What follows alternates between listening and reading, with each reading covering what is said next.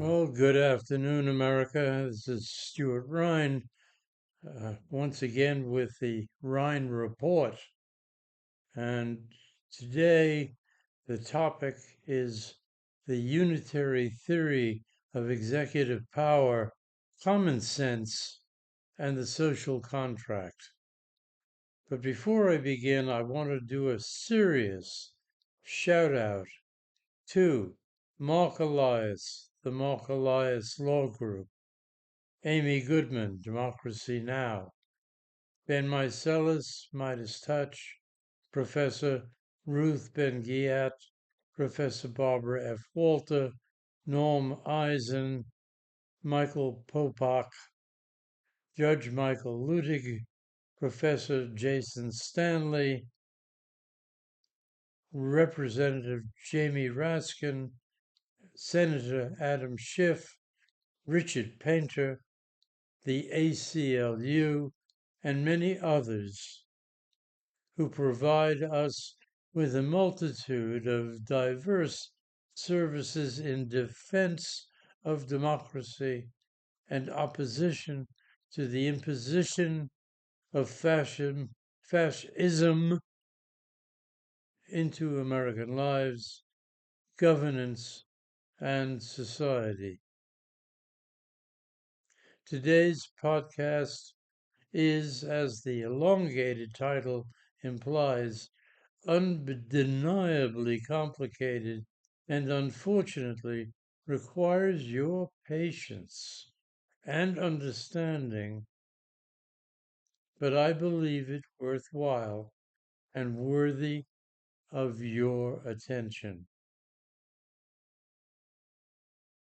In my two previous podcasts, our police state being one of them, I discussed the two most recent central factors in play that have led to our present state of immoral and indecent leadership and rapid disintegration of our administrative state, the rule of law, and constitutional governance.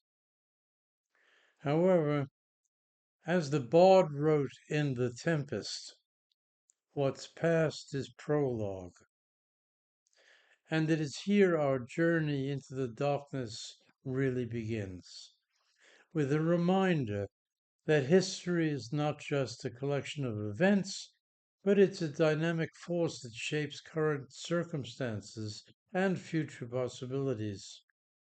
And so we begin with two 18th century philosophers and authors who greatly influenced the Age of Enlightenment, as it is called, and most probably two revolutions, one in France and the other in the British colonies of America. The first is Jean-Jacques Rousseau, who wrote The Social Contract, a brilliant piece of work. And he helped to inspire political reforms and or revolutions in Europe, especially in France.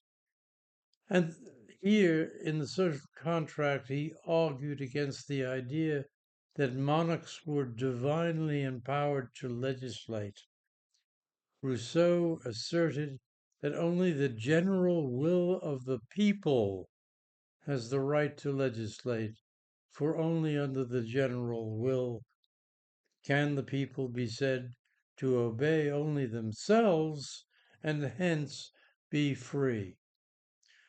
Although Rousseau's notion of the general will is subject to a degree of interpretive controversy, it does seem to involve a legislature consisting of all adult members of the political community who are restricted to legislating general laws for the common good. The second of my two sources, influences, and really important philosophical thinkers is Thomas Paine. By the time of the Battle of Bunker Hill in 1775, Paine ardently wished not only for American independence from a vice-ridden written for white Americans, but also for education and civil rights of women and the emancipation of enslaved people. So moved was he by the plight of American enslaved persons and the institution itself and its gross incompatibility with the liberty that American documents on the subject of revolution espoused, that he penned a paper on the subject months before he wrote Common Sense, and in the article was African Slavery in America. Paine began by deploring slave traders, calling out the hypocrisy of a Christian citizenry tolerating such a vile criminal practice. Oh my God, what foresight, what brilliance. How disappointed must he have been?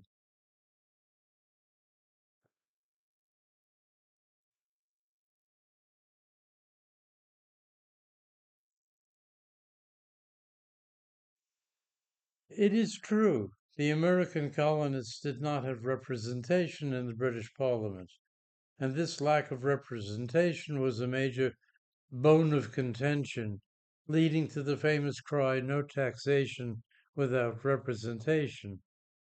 While the British government argued for a virtual representation, where members of parliament represented the entire empire, the colonists insisted on direct representation for their very specific geographic locations. So clearly, this was a monetary dispute, an issue of taxation that led to the American Revolution, despite the high-minded language, influences, and ideals of Paine and Rousseau, also John Locke and Montesquieu.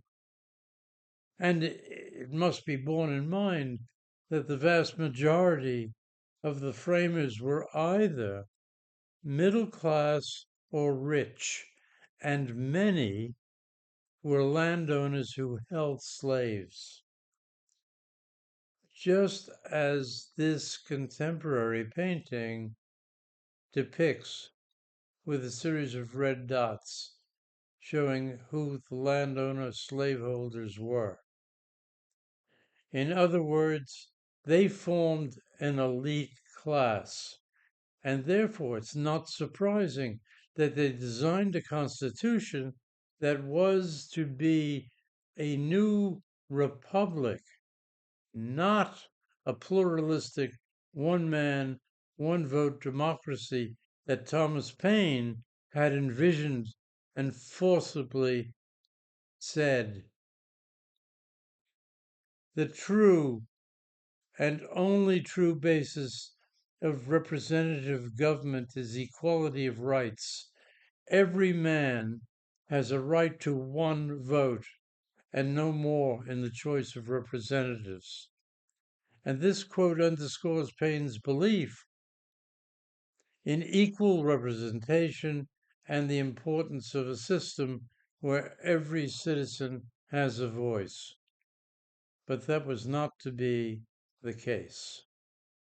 These framers were what we now call elitists, and nothing more than a reinvention or a replacement of the landed aristocracies that had previously dominated European history over the centuries within the hierarchy of monarchical societies.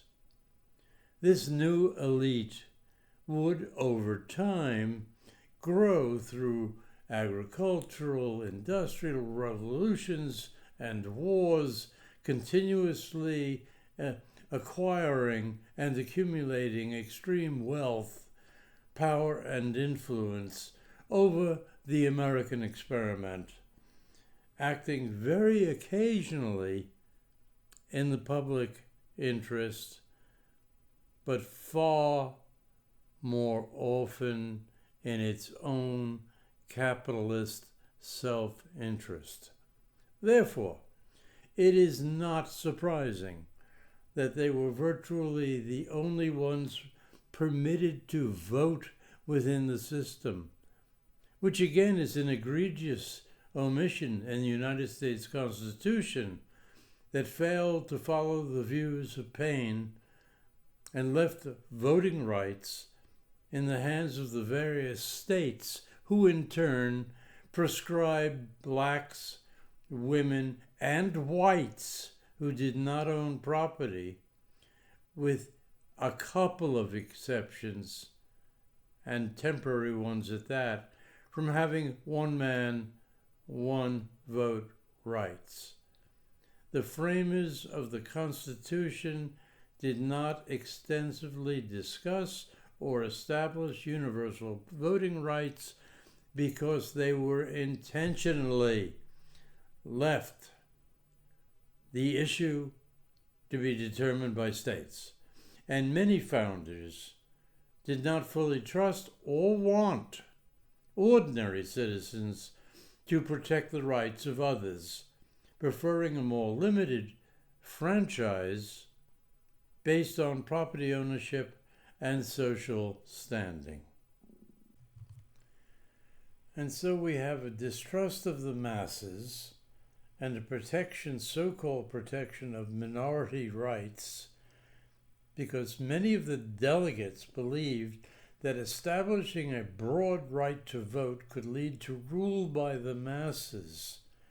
And surely that was the idea here, potentially undermining other individual rights that the Constitution aimed to protect, particularly those of minority groups.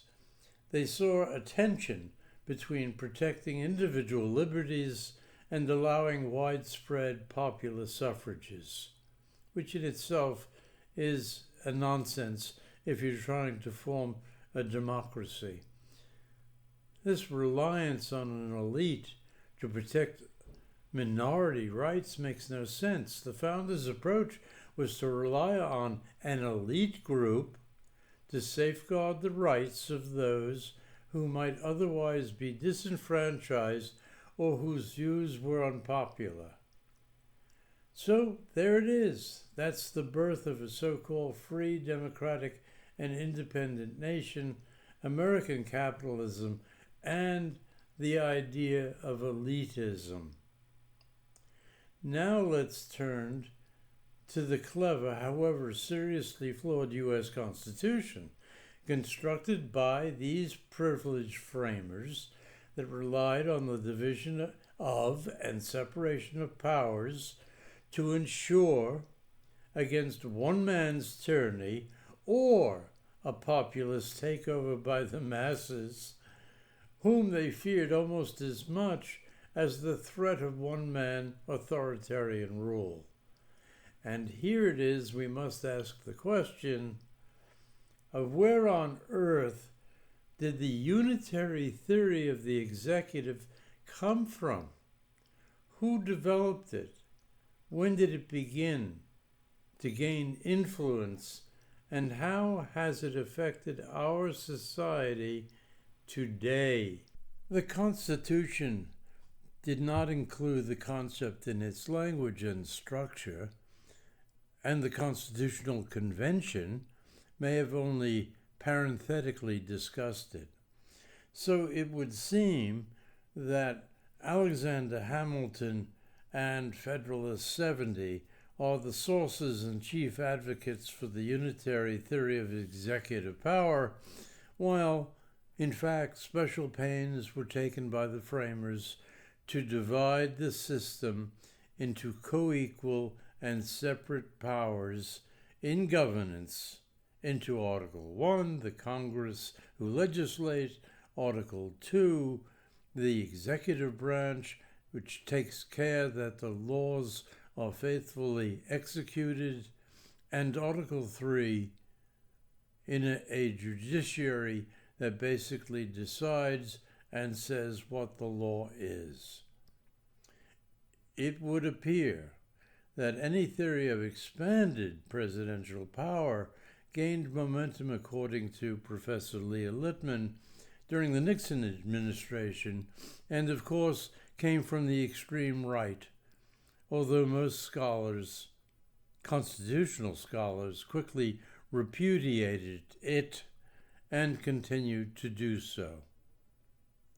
But let's listen to Judge Michael Ludick on the subject, and I'll comment on his judgments afterwards. So now let's turn to the so-called unitary executive theory.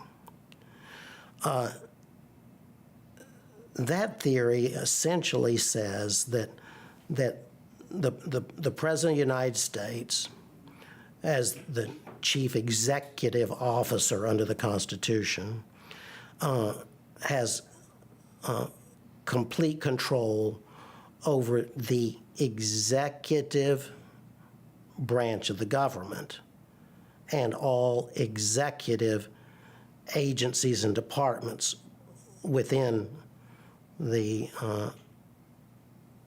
executive branch.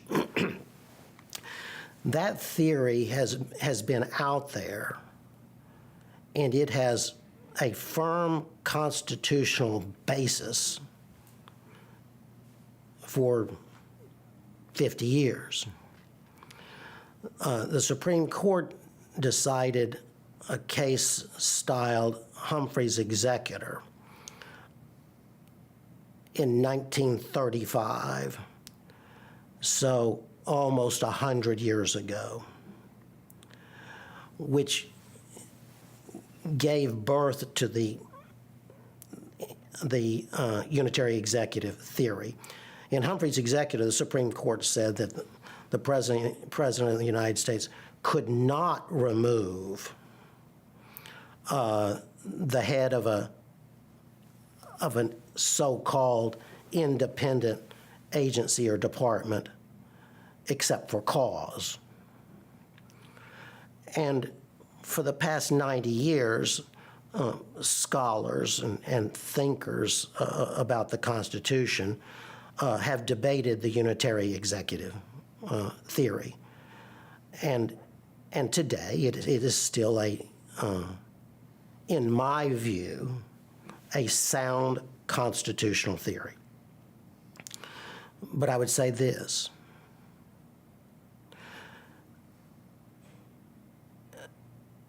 this is the last president in the world for whom the Supreme Court should approve the unitary executive theory. The Supreme Court now knows exactly what Donald Trump will do if the court were to hold that he does have exclusive power over all of the executive branch, including what had been understood to be the independent organizations and entities of the executive branch, including, for instance, the Federal Reserve.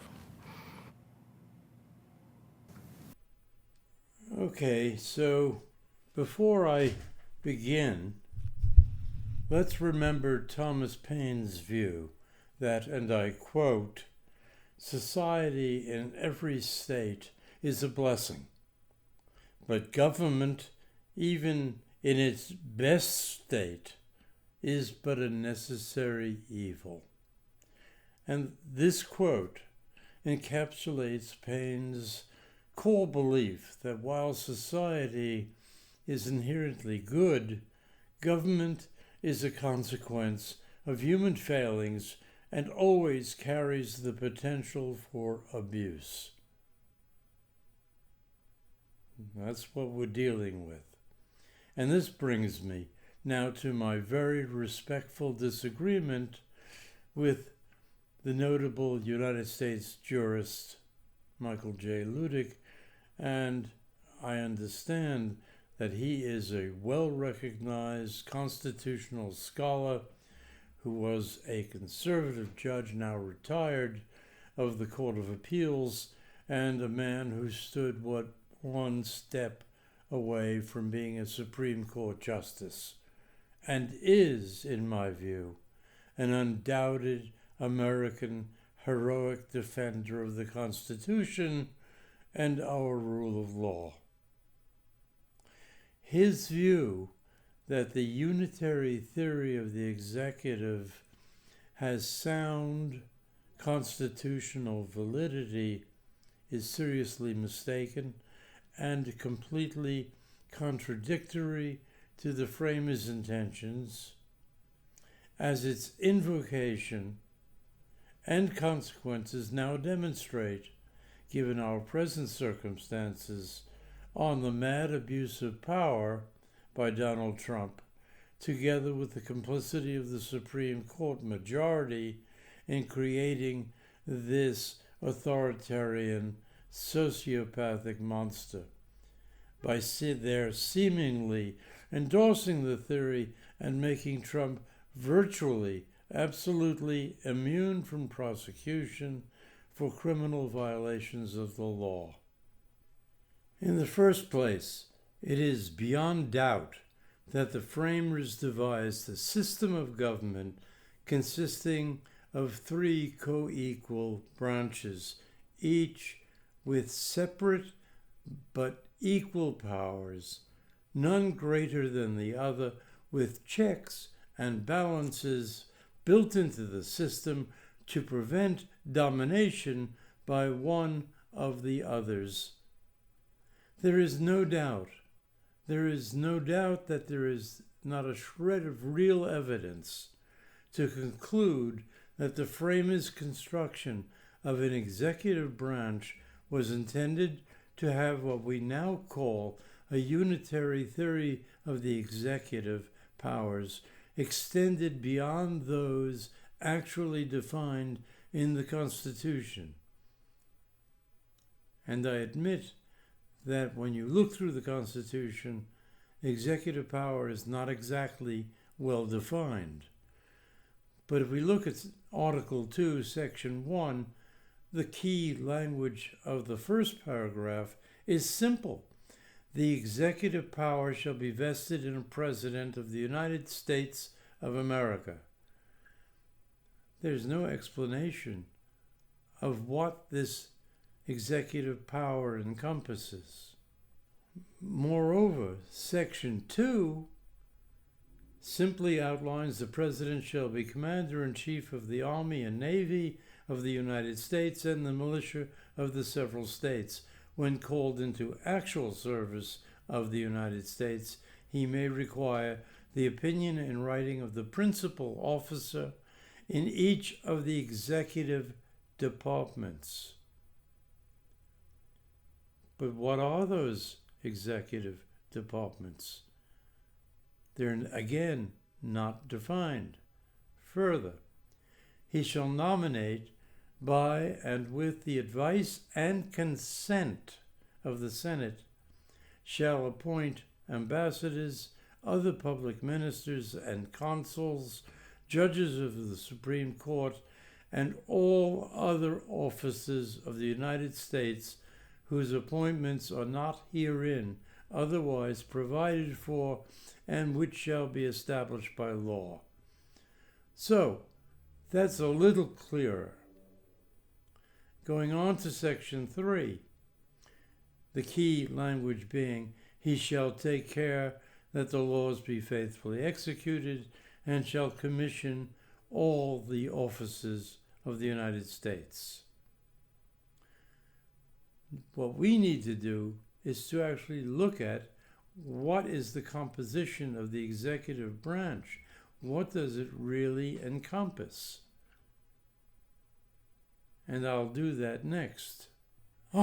And so, while the Constitution does not fully outline, define, or explain what the executive branch really is, we have to look to historical experience and backgrounds. It is clear that the Congress, by law, can establish elements of the executive office of the president, which consists of the offices and agencies that directly support the president in carrying out their duties. Key components include the White House office, the National Security Council, and the Office of Management and Budget. The key executive departments, and I'll have to explain this further, seem to be the Department of Agriculture, Department of Commerce, Defense, Education, Energy, Health and Human Services, Homeland Security, Housing and Urban Development, Department of the Interior, Department of Justice, and the Department of Labor. The Department of State is another one.